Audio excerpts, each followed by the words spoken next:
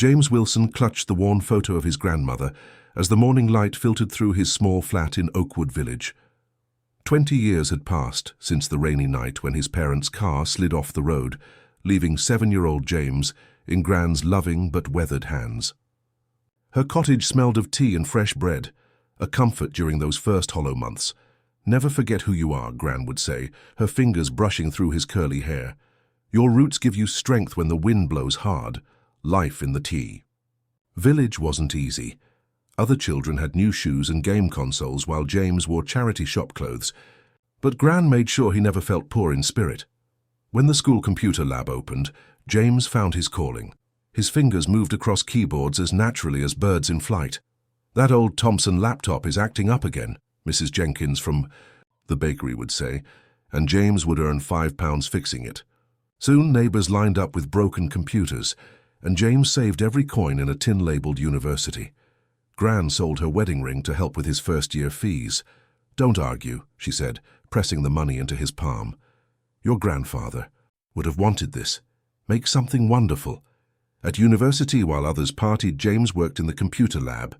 During his final year, he created a security program that protected files better than anything on the market. His professor, Dr. Bennett, pulled him aside after class. "This isn't just coursework, Wilson. This could be a business."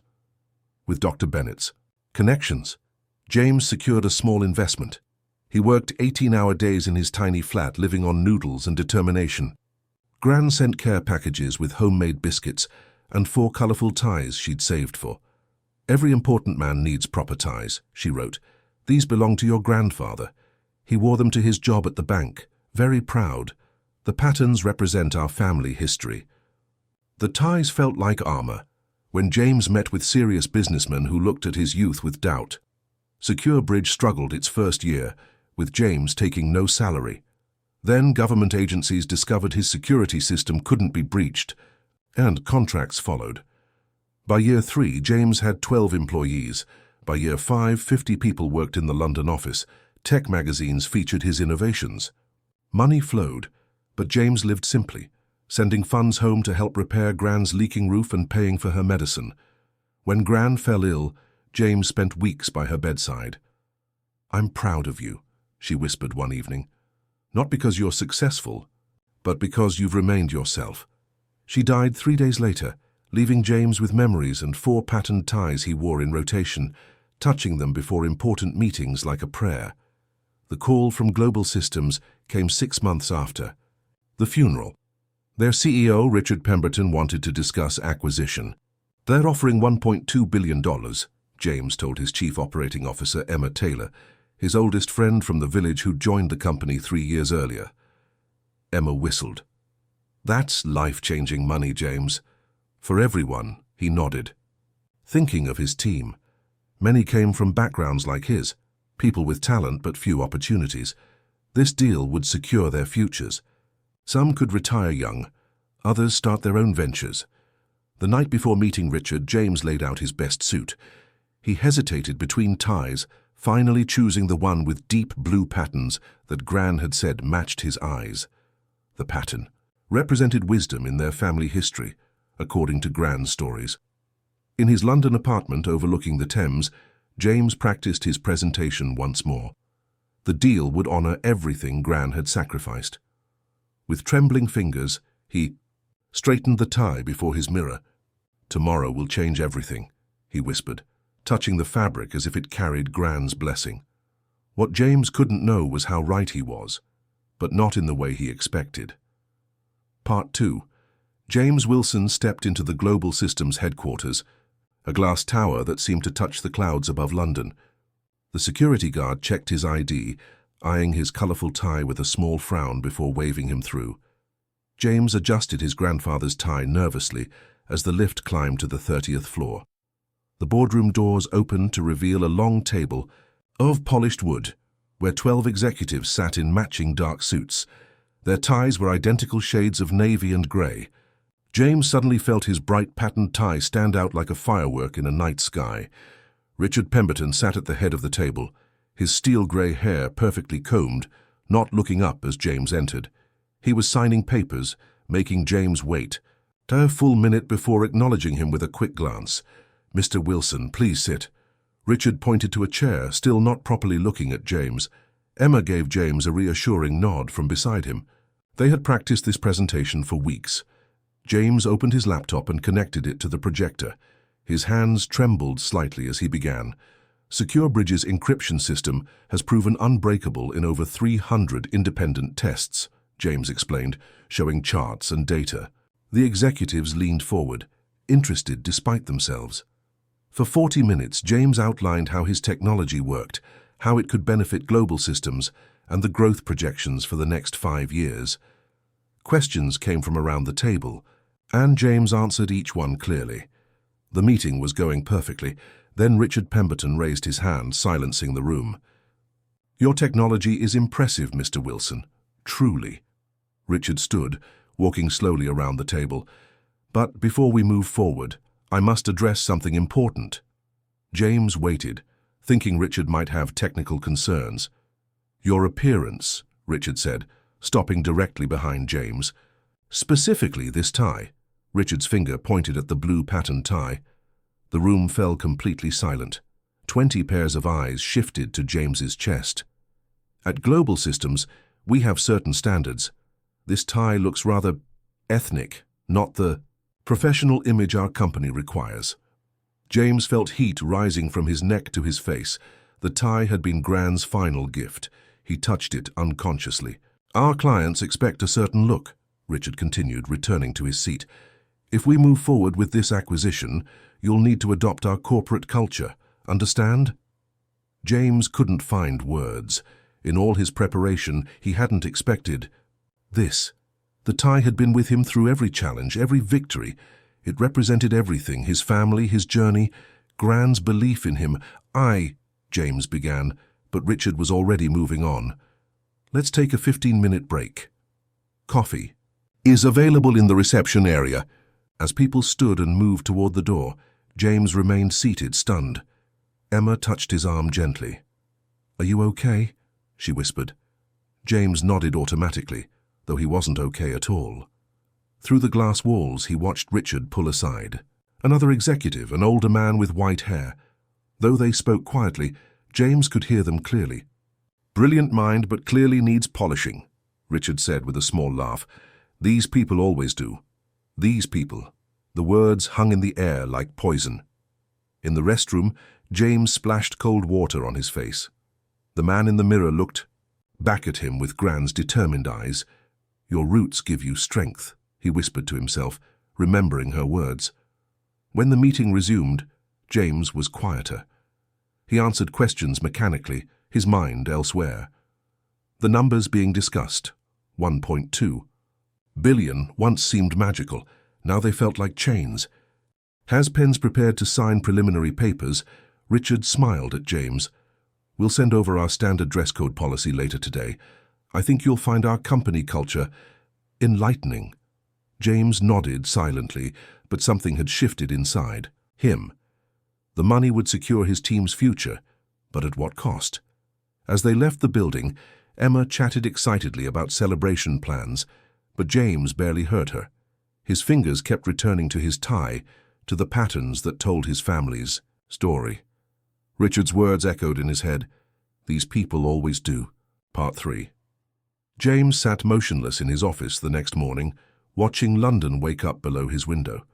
The rain tapped gently against the glass, matching his mood. The Global Systems contract papers lay untouched on his desk. One signature would change everything. 1.2 billion would flow into accounts, making everyone rich beyond dreams. Yet the price felt too high. Emma knocked softly before entering with 2 cups of tea. She placed one beside him, the steam rising like a question. "Mark, so you've barely said 10 words since we left that meeting yesterday," she said, pulling up a chair. "What really happened in there, James?" James touched his tie, the blue patterned one that had belonged to his grandfather. The tie Richard Pemberton had called ethnic with such distaste. "He made it clear I don't fit their image," James said quietly. "Richard said my tie wasn't professional, that I would need polishing to match their corporate culture." Emma's eyes widened. "He said that? About Grant's tie?" And when we were leaving, I heard him tell another executive that these people always need polishing. James turned to face her. These people, Emma, like I'm some outsider who needs fixing. Emma's face darkened. She had known James since they were children in Oakwood Village. She remembered how he had fixed her father's old computer for free when her family couldn't afford repairs. That's horrible, she whispered. What will you do? James sipped his tea, the warmth a small comfort. I don't know yet. The money would help everyone here. Some could buy homes, start families, help their parents retire. But at what cost, Emma asked. Would you have to wear their boring ties and pretend to be something you're not? That night, James couldn't sleep. He walked through his flat, stopping at the small shelf where he kept Gran's photo. Her kind eyes seemed to look right through him. What would you do, Gran? He whispered. He remembered sitting at her kitchen table at 16, crying because the rich boys at school had mocked his accent and second-hand clothes. Gran had dried his tears and stood him up straight. Never let anyone make you feel small. For being yourself, she had said firmly. Your worth isn't in how others see you, but in how you see yourself. By morning, James knew what he must do. It wasn't just about a tie anymore. It was about everything the tie represented. At 9 o'clock, he called the team together in the main conference room. 50 faces looked at him expectantly. Some were already dreaming of how to spend their shares from the acquisition. Global Systems offered us $1.2 billion, James began, his voice stronger than he expected.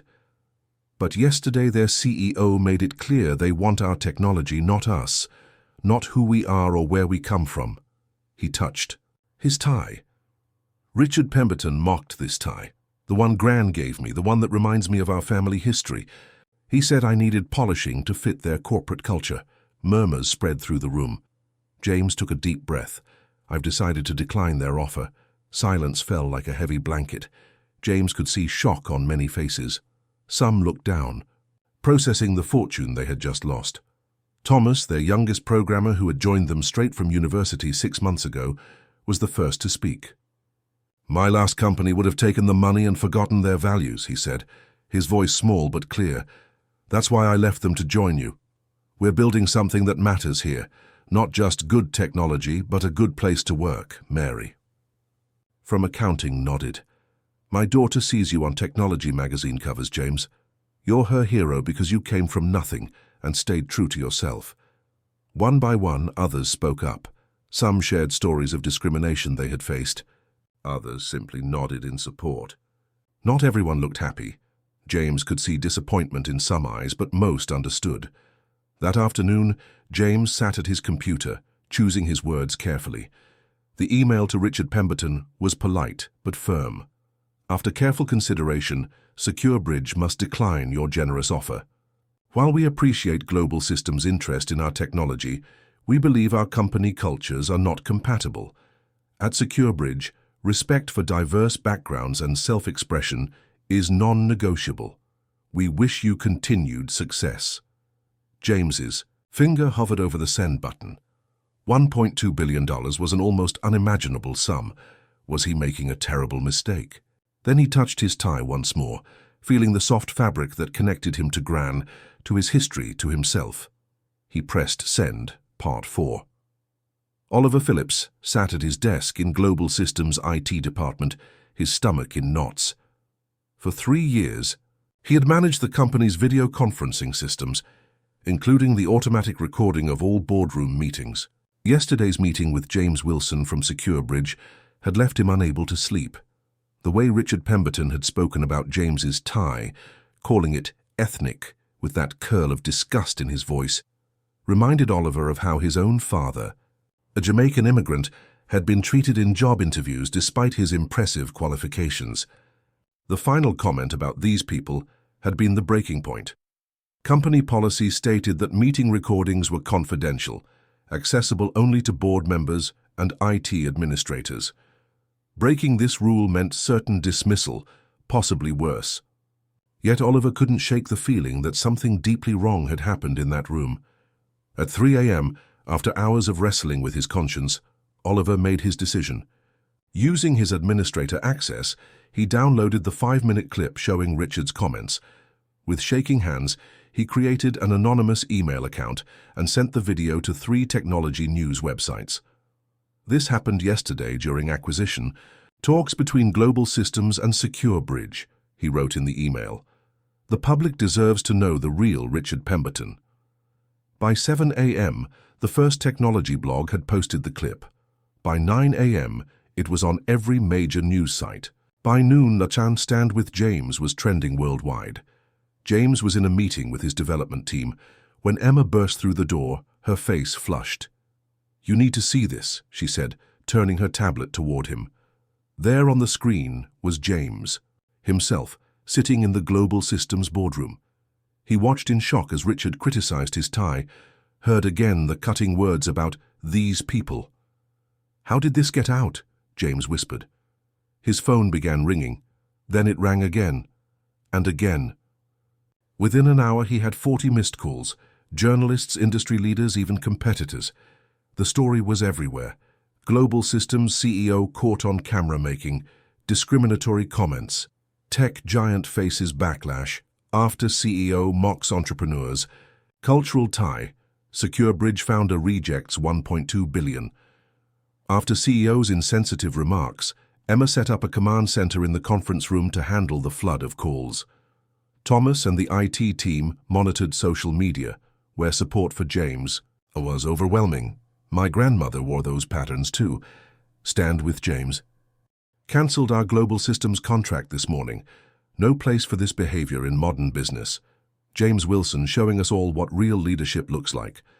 By afternoon, 5 major companies had publicly announced they were reviewing their contracts with Global Systems. The company's share price dropped 15% in a single day, hundreds of millions in value, gone. Richard Pemberton called James 7 times. On the 8th call, James finally answered. "James, this is all a terrible misunderstanding," Richard said, his voice strained. "My comments about your tie were purely about our corporate dress code, nothing more. We can offer $1.4 billion now, and I'll make a public apology." "Thank you for your call, Mr. Pemberton," James replied calmly. "But my decision stands." More calls came. $1.5 billion, then $1.6 billion. James declined each offer politely. 3 days later, James's assistant announced a visitor, Victoria Bennett, CEO of Innovatech, Global Systems' main competitor. Victoria was a tall woman with warm eyes and a reputation for building one of the most diverse workforces in tech. She shook James's hand firmly, and to his surprise immediately commented on his tie. "That's a beautiful pattern," she said. "African-inspired." "It was my grandfather's," James explained. "From my family's Caribbean heritage." Victoria smiled. "My father wore similar patterns. He always said our differences make us stronger, not weaker." She glanced around the SecureBridge office, where employees from various backgrounds worked side by side. "I can see you believe that too." Over tea, Victoria explained her vision. Technology that served everyone required builders from every background. "Innovatech, we believe diversity of thought creates better products," she said. "Your dedication to your values impresses me more than your code, and your code is exceptional." Then she named her offer, $1.8 billion for SecureBridge. £600 million more than Global Systems had offered. "We don't want to change who you are," Victoria said. "We want you because of who you are." James looked at her extended hand, thinking of Gran and all she had taught him about standing tall. He reached across the table and shook Victoria's hand. Part 5. 1 month after signing the Innovatech deal, James stood in a renovated old school building in Oakwood Village, the same building where he had first touched a computer as a boy. Sunlight streamed through tall windows, lighting up the faces of 50 young people from backgrounds much like his own. Children from council estates, foster homes, and working-class families with big dreams but limited resources. The Wilson Foundation's first class of technology apprentices looked up at him with a mixture of hope and uncertainty. James understood that look. He had worn it himself not so long ago. "Welcome," James said, his voice warm as he adjusted his grandfather's blue patterned tie.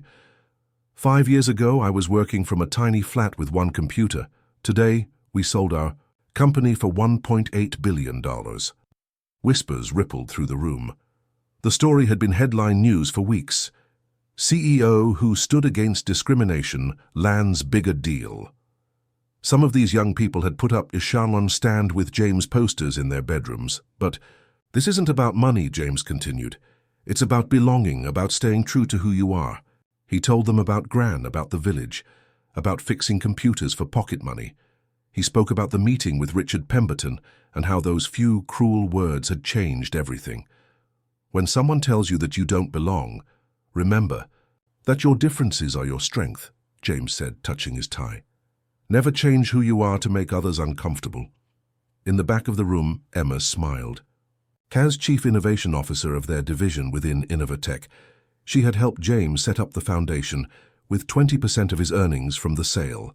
The foundation would provide computers, training, mentorship, and university scholarships to 200 students each year. This building, once nearly condemned, now housed state-of-the-art equipment. More importantly, it housed dreams. After the ceremony, James showed the students through the classrooms. One girl, about 14, hung back. "Mr. Wilson," she said shyly, "my mum says companies won't hire people like us, no matter how good we are, that we don't fit their image." James knelt to meet her eyes. "Look at me," he said gently. "Did I fit their image?" She shook her head. "And now I run my own division in one of the biggest tech companies in the world. Your differences aren't weaknesses. They're your superpowers. They let you see problems and solutions others can't see." Meanwhile, across London, Richard Pemberton cleared his office. After 2 weeks of falling stock prices and cancelled contracts, Global Systems shareholders had demanded his resignation.